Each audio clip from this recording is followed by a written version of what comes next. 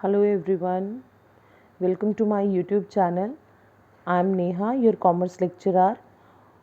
और इस वीडियो में बेटे मैं 11th क्लास का 9th चैप्टर TR जैन के अकॉर्डिंग, जो कि है हमारा कंसेप्ट ऑफ रेवेन्यू, उसका हम फर्स्ट पार्ट आज करेंगे, जिसमें से कि होपफुली हम कवर क्या करेंगे, हम total revenue, marginal revenue and average revenue, इन तीनों को रेवेन्यू की मीनिंग के साथ डिस्कस करेंगे। सबसे पहले बेटे देखो हमने क्या लिखा है, रेवेन्यू। रेवेन्यू का मीनिंग क्या है, market value of output produced. देखना, market value of output produced या receipt from sale of output produced. तुमने दोनों बातों में अगर एक बात फोकस की हो, यहाँ पे हम हमेशा से बात क्या कर रहे हैं, प्रोडक्शन की, कि हमने जो मटेरियल या जो गुड्स प्रोड्यूस की हैं उनको सेल करने से हमें कितनी रिसिप्ट मिली है, ठीक है, उसको हम क्या बोलेंगे, हमारा रेवेन्यू बोलेंगे।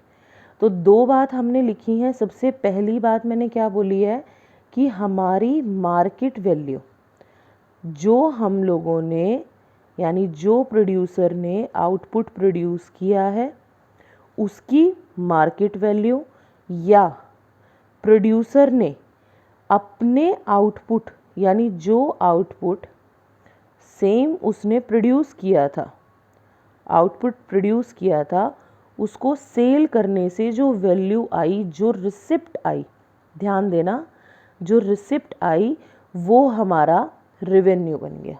पहली बात समझ आई।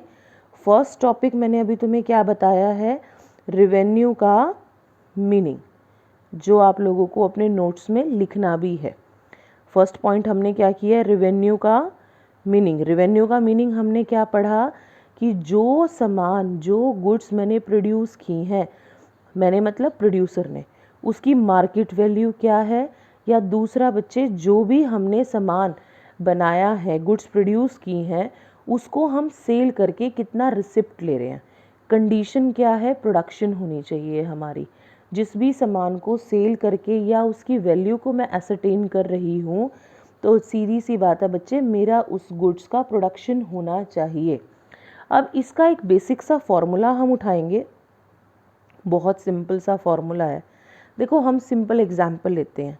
मान के चलो कोई पेन है, वो पेन तुमने 10 रुपीज़ में ख़रीदा, हिंदी में लिखती हूँ तुम्हें ईजी मिलेगा, 10 रुपीज़ में ख़रीदा, यानी उसकी कॉस्ट प्राइस कितनी पड़ गई, 10 रुपीज़ की।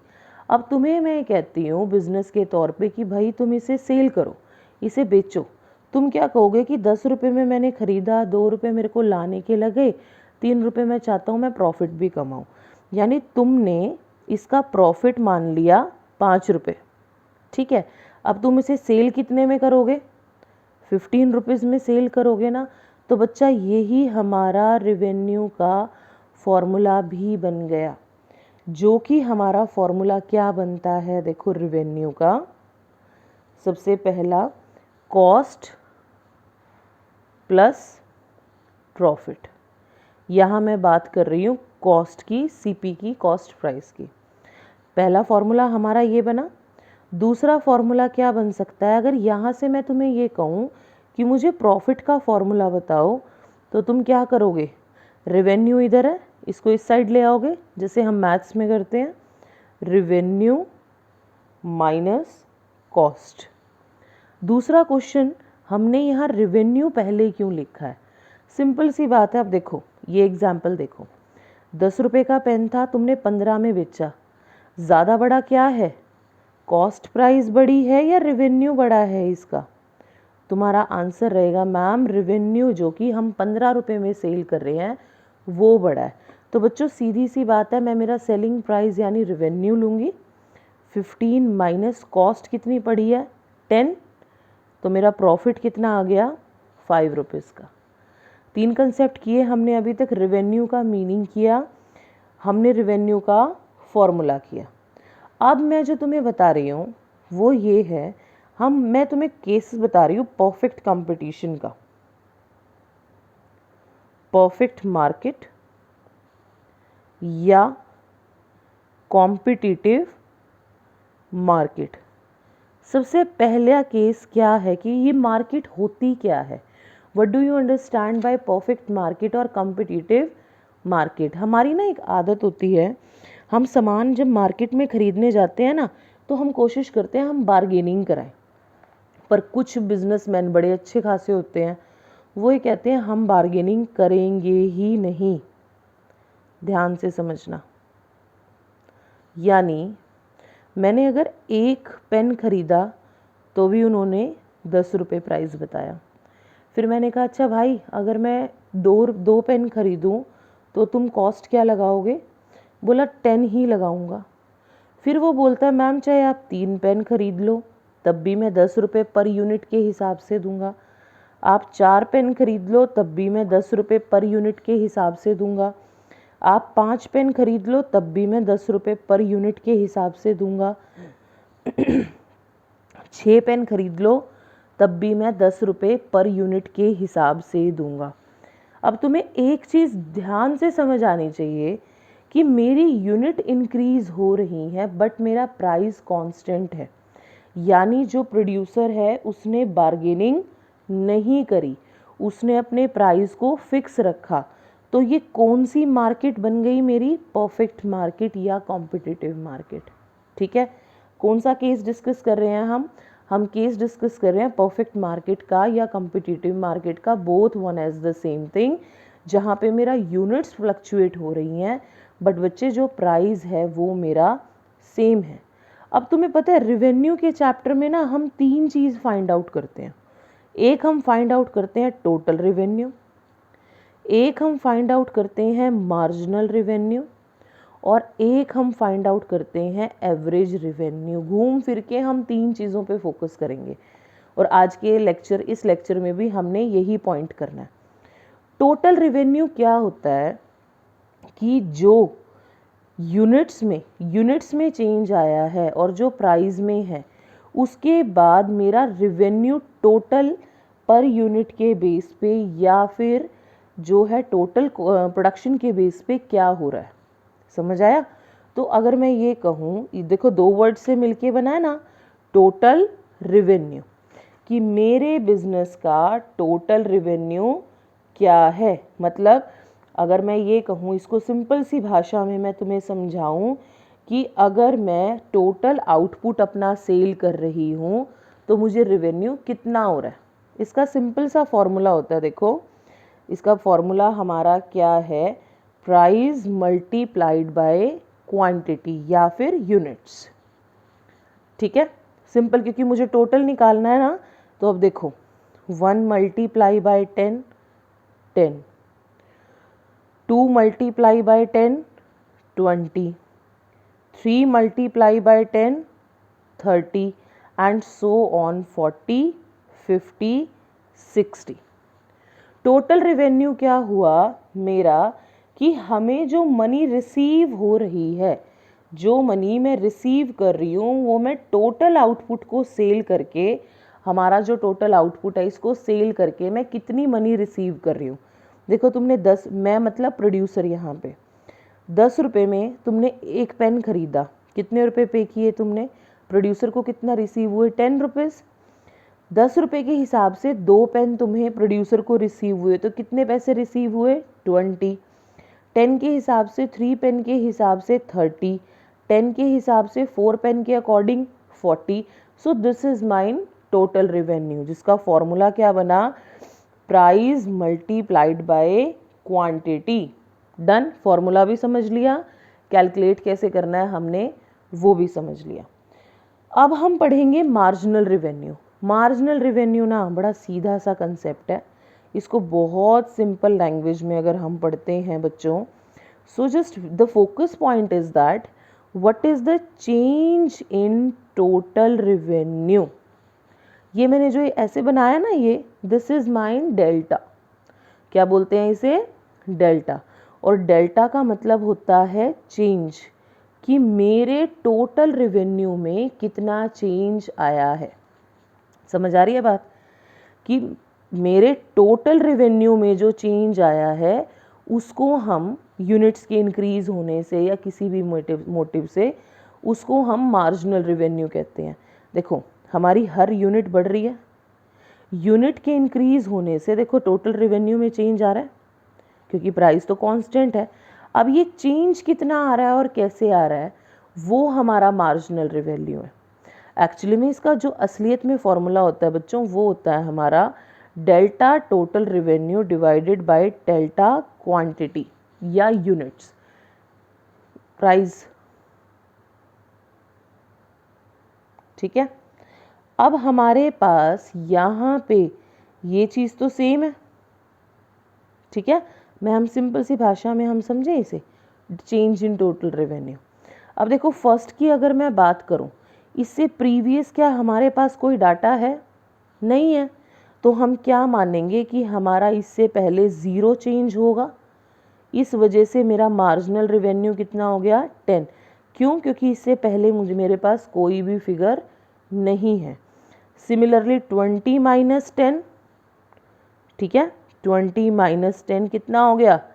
10। देखो 10 से चेंज होके कितना बना है? 20, तो चेंज्ड फैक्टर कितना है? 20। फिर 30 माइनस 20 कितना आ गया? 10। 40 माइनस 30 10। 50 माइनस 40 10।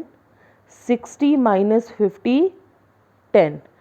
मेरी मार्जिनल रेवेन्यू सारी की सारी जो है वो क्या आई है? माई 10। ठीक है, इसका फॉर्मूला हमने क्या पढ़ा? Delta total revenue. ठीक है, यानी चेंज इन टोटल रेवेन्यू। और इसका रियलिटी में फॉर्मूला क्या होता है, जो कि अगर 1 मार्क के क्वेश्चन में आता है तो आप लोग ये फॉर्मूला लिखोगे, change in total revenue divided by change in quantity, divided by change in quantity. So यहाँ पे वी आर अज्यूमिंग इट, हम परफेक्ट मार्केट का केस ले रहे हैं तो हमने उसको इग्नोर कर दिया। डन। अब हम पढ़ेंगे एवरेज रेवेन्यू। एवरेज रेवेन्यू क्या होता है, अगर तुम इसका मतलब समझो कि मेरी पर यूनिट को प्रोडक्शन करने में कितनी कॉस्ट रही या कितना रेवेन्यू मुझे पर यूनिट के बेस पे हो रहा है, एक चीज़ के बेस पे मुझे कितना आउटपुट या कितना मुझे रेवेन्यू हो रहा है। एवरेज का मतलब क्या होता है? Revenue is calculated on the average basis, यानी पर यूनिट बेस पे। सिंपल सा फॉर्मूला होता है इसका, total revenue divided by quantity. Total revenue divided by quantity. क्या करेंगे बताओ, ध्यान से समझना। यहां मैंने लिया था चेंज इन टोटल रेवेन्यू, यहां मैं ले रही हूं टोटल रेवेन्यू, कि जो मेरा टोटल रेवेन्यू है उस टोटल रेवेन्यू को मैंने क्वांटिटी से डिवाइड कर देना है। सिंपल देखो, टोटल रेवेन्यू क्या है? 10 डिवाइडेड बाय 1, क्वांटिटी कितना आ गया? 10। 20 divided bye 2, 10। 30 divided by 3, 10। 40 divided by 4, 10। 50 divided by 50 divided by 5, 10। 60 divided by 6, 10। मैंने सिर्फ टोटल रेवेन्यू को यूनिट से डिवाइड किया है, तो मेरे पास एवरेज रेवेन्यू पर यूनिट का रिसीव हो गया है। समझ आया? सबसे इम्पॉर्टेंट चीज़ हमने अभी तक करी है, जो कि हमारी ये है कि मैंने परफेक्ट मार्केट के केस में, यानी जिस मार्केट में मेरा प्राइस फिक्स होता है, यूनिट्स जो हैं यूनिट्स फ्लक्चुएट हो सकती हैं, उस केस में मैंने क्या क्या सीखा है? टोटल रेवेन्यू निकालना, मार्जिनल रेवेन्यू निकालना और एवरेज रेवेन्यू निकालना। टोटल रेवेन्यू क्या हुआ मेरा? फॉर्मूला क्या है? जल्दी से अपने दिमाग में रिकॉल करो, यूनिट्स मल्टीप्लाई प्राइस, यानी 1 multiply 10, 2 multiply 10 and so on. यानी 10, 20, 30, 40, 50, 60 मेरी क्या फिगर आई है, क्या अमाउंट आया है? ये है टोटल रेवेन्यू का। मार्जिनल रेवेन्यू क्या होता है? सिंपल सी भाषा में मैंने ये समझाया कि हमारे टोटल रेवेन्यू में कितना चेंज आ रहा है, वो चेंज हमारा मार्जिनल रेवेन्यू है। अब देखो चेंज कितना आया, ध्यान से देखो, 20 divided by 20 minus 10 10 done, 30 minus 20 10, 40 minus 30 10, 50 minus 40 10, 60 minus 50 divide 10। Clear?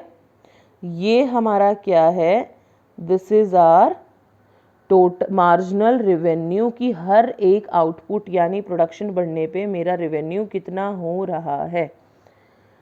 Average revenue में हमने पर यूनिट कॉस्ट निकाली, सिंपल सा फॉर्मूला था, टोटल रेवेन्यू को मैंने किससे मल्टीप्लाई कर दिया, क्वांटिटी से डिवाइड कर दिया, यानी 10 divided by 1, 20 divided bye 2, 30 divided by 3, 40 divided by 4, 50 divided by 5, 60 divided by 6 and so on. अब हम आ जाते हैं इस चैप्टर के सबसे इम्पॉर्टेंट फिगर पे, जिसमें हम स्लोप बनाएंगे, 3 स्लोप इकट्ठी, जो कि क्या है हमारे पास, देखो ठीक है। अब हम स्लोप बनाएंगे सबसे पहले,